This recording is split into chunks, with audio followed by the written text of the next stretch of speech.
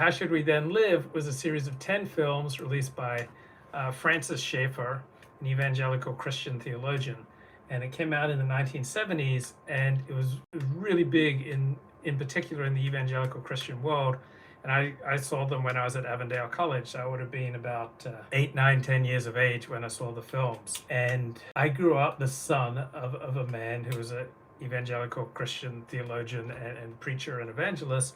And it was kind of his life's work to teach people how to live. So it's a little bit of weird upbringing when you're the son of a man who is teaching people how to live. Why the hate on Curtis Yarvin versus Mencius Moldbug? Why do we despise people? And what brings out hatred?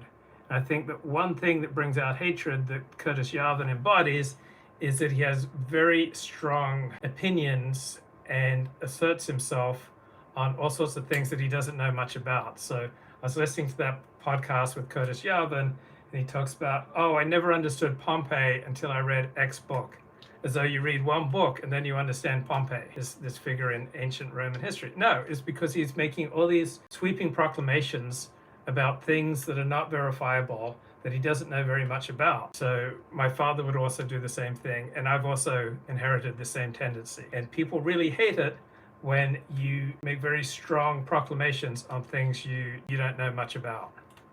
So I think that's part of it.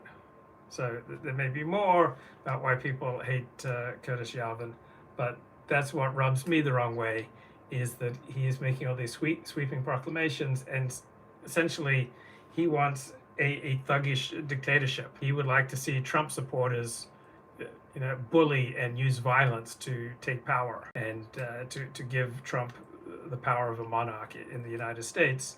He essentially wants a violent revolution. And so understandably, that's going to arouse an enormous reaction.